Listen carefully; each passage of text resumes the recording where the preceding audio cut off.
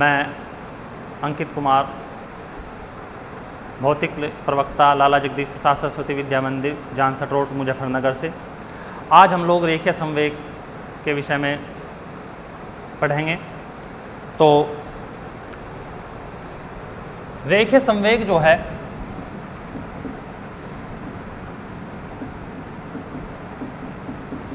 किसी भी वस्तु के लिए अगर हम परिभाषित करें तो हम वस्तु के द्रव्यमान तथा वेग के गुणनफल के रूप में परिभाषित करते हैं।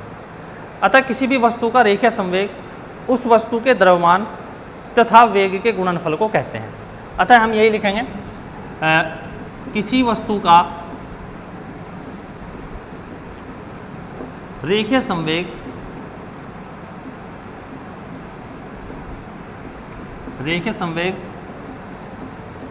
वस्तु के द्रव्यमान m तथा वेग के गुणनफल को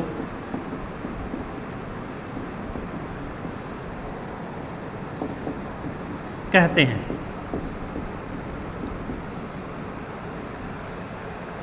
इसे हम लोग P से प्रदर्शित करते हैं। इसे P से प्रदर्शित करते हैं।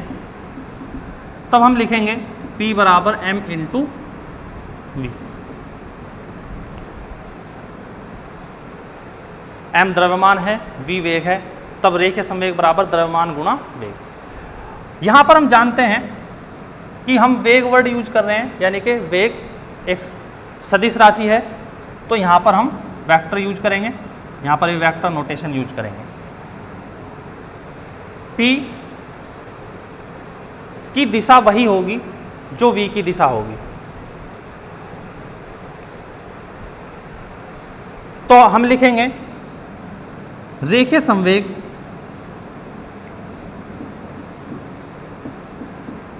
एक सदिश राशि है।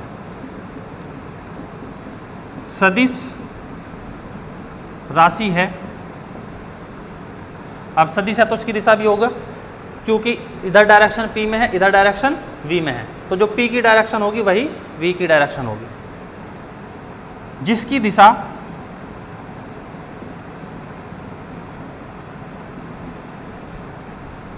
वेग की दिशा में है,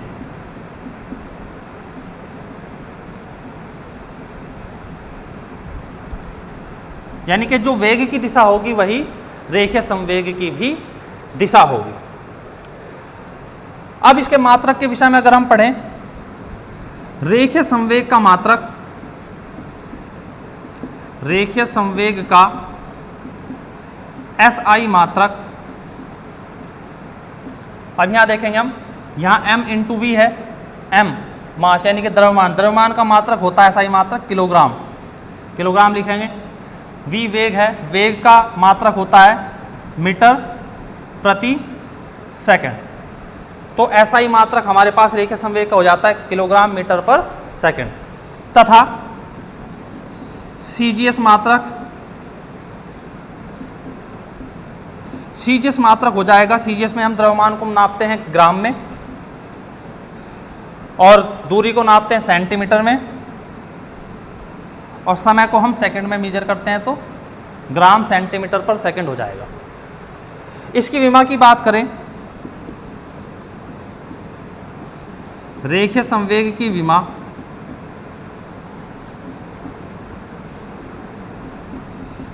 अब यहां देखेंगे द्रव्यमान है, द्रव्यमान के लिए हम m लिखते हैं, इसकी पावर 1 है, तो यहां पर भी हमने पावर 1 लिखा और 1 को हम नहीं लिखते हैं या फिर लिख दें 1 लिखा। यह है लेंथ, लेंथ के लिए हम l यूज करते हैं, पावर लिखेंगे यहाँ पर हम 1, क्योंकि मीटर की पावर भी कितनी है, मात्रक लिखते हैं 1 है। और यहाँ सेकंड है, सेकंड है अपॉन में, यानी कि टाइम नीचे है, तो ऊपर जाकर कितना हो जाएगा -1। तो रेखीय संवेग की विमा हो जाती है mLT की पावर -1 हो जाती है। अब हम लोग रेखीय संवेग से जुड़े हुए कुछ महत्वपूर्ण बिंदुओं के बारे में पढ़ेंगे। आंकिक रूप से अगर हम लिखें तो P बराबर mv लिखेंगे। अगर हम केवल मैग्नीट्यूड की बात करें तो मैग्नीट्यूड इस तरीके से हम लोग लिखेंगे P बराबर mv। तो यदि किसी वस्तु का द्रव्यमान नियत है, यानी कि पहले फर्स्ट पॉइंट लिख देता हूं मैं, यदि वस्तु का द्रव्यमान नियत है तो m नियत हो गया तो P directly proportional to v, यानी कि P अनुक्रमानुपाती होगा v के।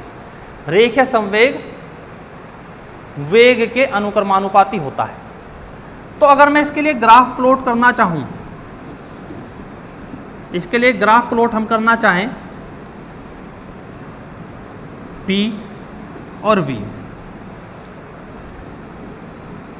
तो यहां से हम क्या देखते हैं कि जैसे जैसे V बढ़ेगा वैसे वैसे P बढ़ता है। अगर द्रव्यमान नियत है तो वेग बढ़ने पर रेखीय संवेग बढ़ता है। तो इसके लिए ये होगा कब, जब m बराबर नियतांक है, m नियत है।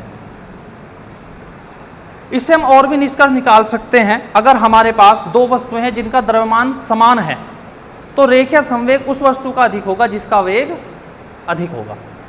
तो जिस वस्तु का वेग अधिक उसका रेखीय संवेग अधिक होगा। इस बात को हम नोट कर लेते हैं।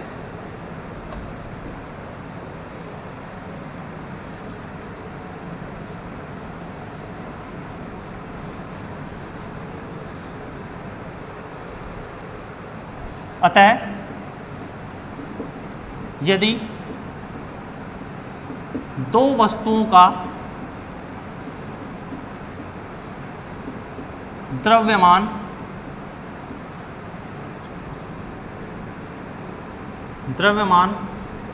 समान है तब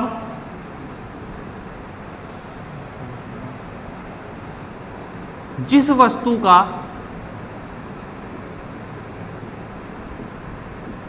वेग अधिक होगा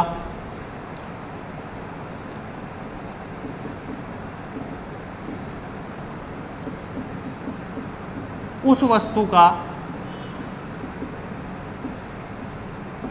रेखीय संवेग अधिक होगा।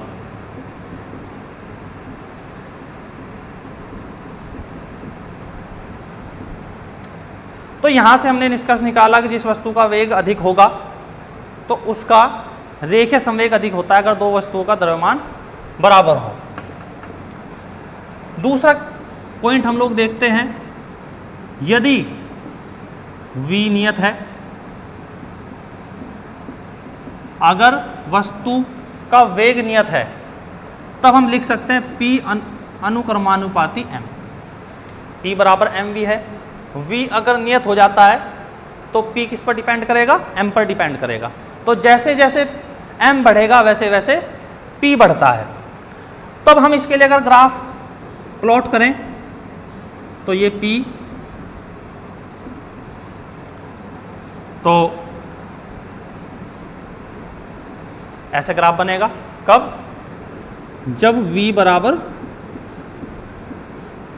नियत हो या नियतांक। इससे क्या निष्कर्ष निकलेगा, अगर दो वस्तुओं के वेग बराबर हैं तो जिसका द्रव्यमान अधिक है उसका रेखीय संवेग अधिक होगा। जैसे एक साइकिल है, एक कार है, अगर दोनों के वेग बराबर हैं तो कार का रेखीय संवेग अधिक होगा क्योंकि उसका द्रव्यमान अधिक है। तब यदि दो वस्तुओं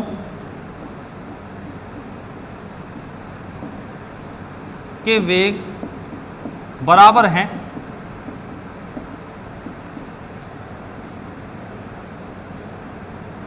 तो जिस वस्तु का द्रव्यमान अधिक होगा उस वस्तु का रेखीय संवेग अधिक होता है। रेखीय संवेग अधिक होता है। तो 2 पॉइंट हमने यहां पर समझे। तीसरा अब हम समझते हैं कि यदि किसी वस्तु का रेखीय संवेग ही नियत हो तब, अर्थात यदि P ही नियत हो, यदि 2 वस्तुएं हमारे पास उनके रेखीय संवेग नियत हो जाते हैं, तो हम जानते हैं M inversely proportional to V हो जाएगा। यानी कि जिस वस्तु का वेग अधिक होगा उसका द्रव्यमान कम होगा। तो यहां पर M और V में जो ग्राफ खींचेंगे हम लोग वो ऐसा आएगा, क्योंकि व्युत्क्रमानुपाती है। तो अगर 2 वस्तुओं के रेखीय संवेग बराबर हैं,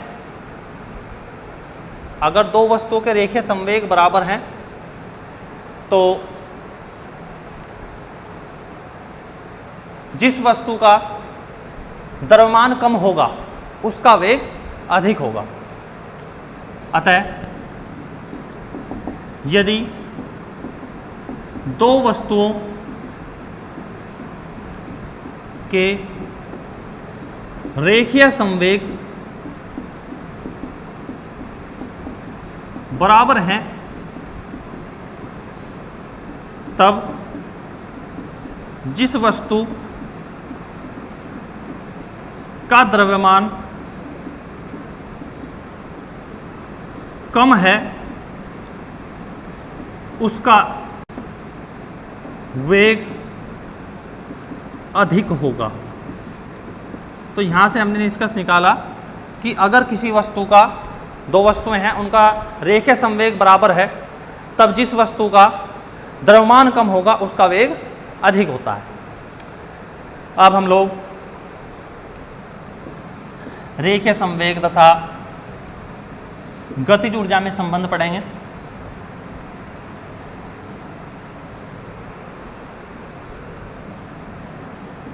हम जानते हैं कि जो गतिज ऊर्जा होती है,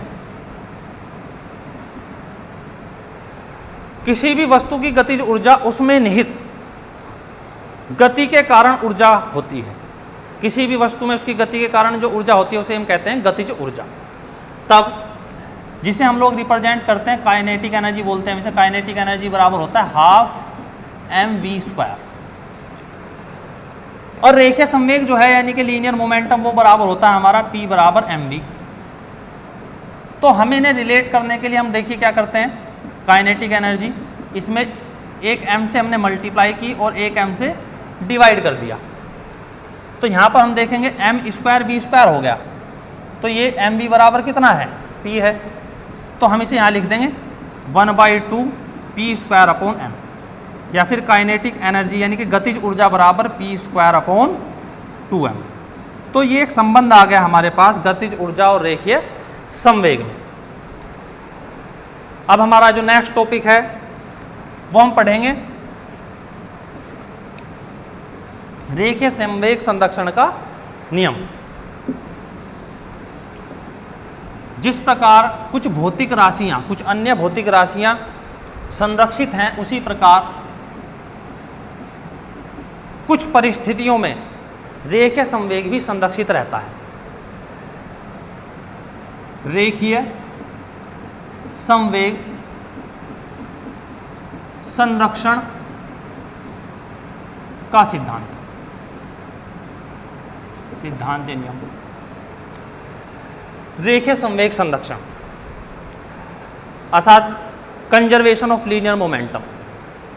in the absence of external force total linear momentum of body is conserve, which means अगर किसी बॉडी पर लगने वाले कुल बलों का योग शून्य हो या किसी वस्तु पर लगने वाला कुल बल अगर शून्य हो, तब हम कह सकते हैं कि उस वस्तु का रेखीय संवेग शून्य होगा। जैसे यदि एक निकाय की बात करें हम, निकाय जिसमें n कण हैं जिनका रेखीय संवेग जिनका रेखीय संवेग P1 plus P1 coma P2 coma P3 Pn है, तब निकाय का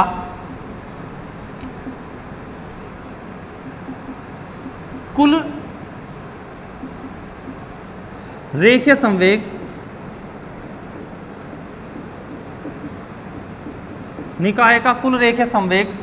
P बराबर, क्योंकि रेखीय संवेग सदिश राशि है तो सदिश के नियमों के अनुसार जुड़ेगा, तो कुल रेखीय संवेग P अलग अलग कणों के रेखीय संवेग के सदिश योग के बराबर होता है। तो हम लिखेंगे P1 vector plus P2 vector plus Pn vector, Pn सदिश, ऐसा लिखेंगे। या फिर हम ऐसा भी लिख सकते हैं summation I equal to n 1 to n और Pi, यानी कि सारे के सारे सदिशों का सदिश योग होगा।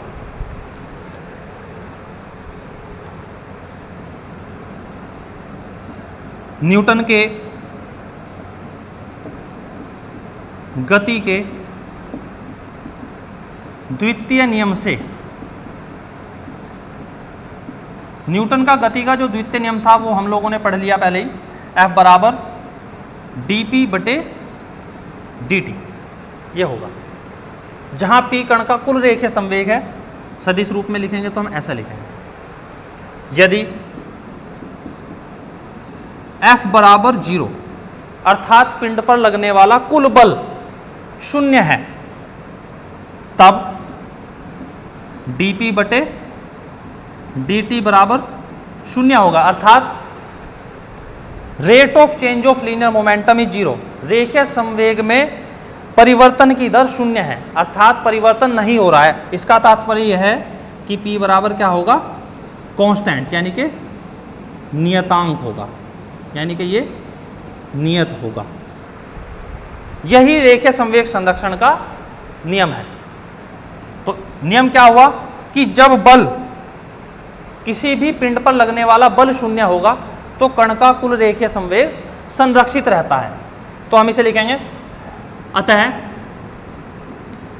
यदि किसी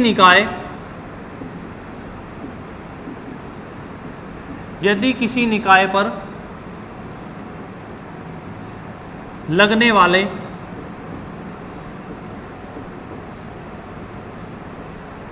बाह्य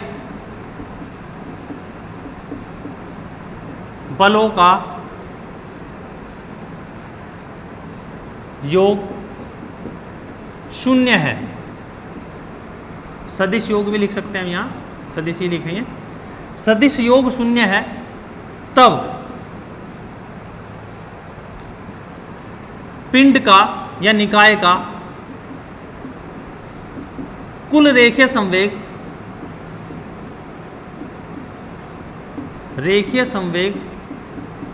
संरक्षित रहता है।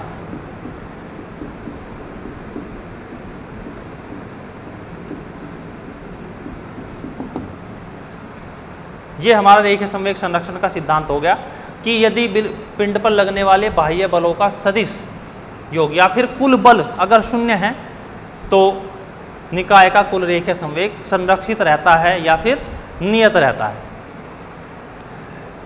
अगर हम और भी इसमें समझें कि यदि F जो है वेक्टर बराबर 0 हो तब Fx बराबर 0 होगा, Fy भी 0 होगा और Fz। इसका मतलब ये होगा कि Px P बराबर नियत होता है, तब Px भी नियत होगा, Py भी नियत होगा और Pz भी नियत होगा। हालांकि आंतरिक बलों के कारण, निकाय के आंतरिक बलों के कारण संवेग में परिवर्तन हो सकता है, कणों का संवेग में परिवर्तन हो सकता है, लेकिन कणों के रेखीय संवेगों का सदिश योग सदैव नियत रहेगा अगर बाह्य बलों का योग 0 है। तो वस्तु पर लगने वाले बाह्य बल यदि 0 है तब पिंड का कुल रेखीय संवेग संरक्षित रहता है।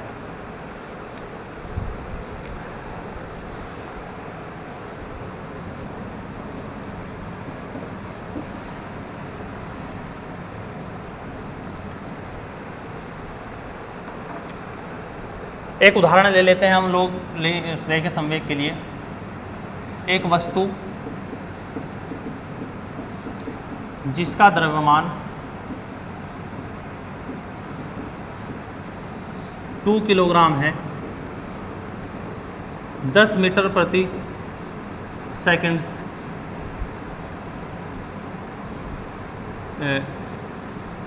वेग से गति करती है, तब वस्तु का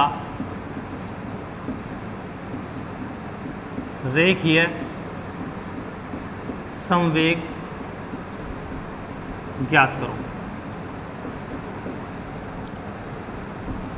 तो क्वेश्चन में m जो है द्रव्यमान 2 kg है, वेग 10 मीटर पर सेकंड है, तो इसका वेग का मैग्नीट्यूड ही कहेंगे इसे, क्योंकि यहाँ डायरेक्शन नहीं है। और हमें ज्ञात करना है p, तो p बराबर होता है mv, तो p बराबर 2 × 10 20 किलोग्राम मीटर पर सेकंड। ये हो गया। कुछ सामान्य प्रकार से हम लोग निकाल सकते हैं। रेखीय संवेग संरक्षण के सिद्धांत में कुछ अनुप्रयोग के तौर पर अगर हम लोग पढ़ें तो हम लोग ये देखते हैं कि जब हम नाव से कूदते हैं, किनारे पर खड़ी नाव से किनारे पर कूदेंगे, तो पैर से नाव को पीछे की तरफ धकेलते हैं। जितना मोमेंटम नाव को मिलता है, जितना संवेग नाव को मिलता है, उतना ही संवेग हमें आगे बढ़ने के लिए मिल जाता है। इस तरीके से रेखीय संवेग संरक्षित रहता है, क्योंकि पहले तो रेखीय संवेग शून्य होता है। इसी प्रकार अगर एक विस्फोटक है, एक बम है, उसका प्रारंभिक संवेग शून्य होता है, तो जब उसका विस्फोट होता है, तो विस्फोट होने के बाद भी उसके अलग अलग टुकड़ों का कुल रेखीय संवेग का योग, सदिश योग भी शून्य होगा। यानी कि बाद में और प्रारंभ में रेखीय संवेग संरक्षित रहता है। बंदूक में फायरिंग से पूर्व कुल रेखीय संवेग शून्य होता है, तो फायरिंग के बाद बुलेट का रेखीय संवेग गन के रेखीय संवेग के बराबर होगा। और बराबर होने के लिए, क्योंकि सदिश है, तो जो गन है उस पर पीछे की ओर एक झटका लगता है, क्योंकि गन का द्रव्यमान ज़्यादा होता है, मास ज़्यादा होता है, इसीलिए उसका वेग पीछे की तरफ कम होता है। लेकिन जो बुलेट है, गोली है, उसका द्रव्यमान कम है, इसलिए उसका वेग अधिक होता है। ठीक है, धन्यवाद।